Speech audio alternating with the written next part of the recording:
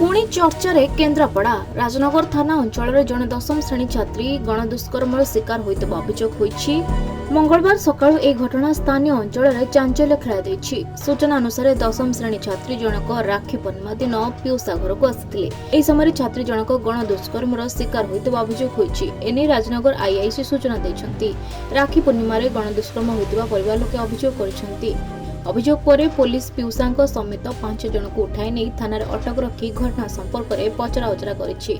ए घटना संपर्क में पुलिस अधिक तदंत जारी रखिछि। घटना है फास्ट आम जाइनो जो आम ठाकुर आने आम भालुन ठाकुर आने जाइनो बापा मो मामू घर कहीं ना बो भी ना कौट जाए मुझे कहीपर सी तार शनिवार 9 तारिख जाए तार 6टा 6:30 बेले मुझे खोजा आम कला घर आउ ना घर फोन कली फोन कला एम सब प्रोब्लेम कहला घर लोक कहले सी कौट जाए आसवा एमती प्रोब्लेम पीछा नहीं गले कहले ठाकुर जी आम कौन औपदा औपदा जावाई एमती कौन प्रोब्लेम कर कुंदपुर से रोड में पिला सहित सांग आम सहित सांग जावा सहित न जाई पीसा सहित जाइए आमको न जाणी बापा माँ पीसा तार कहला ठीक टाइम नहीं पहुंचेमी ठाकुर नहीं आसवा ठीक टाइम न पहुंचा पूर्व अलग जगह को लेकिन गला अलग जगार नहीं आम सब ठाकुर अलग पिला नहीं आसला से पर्यटन आसला ना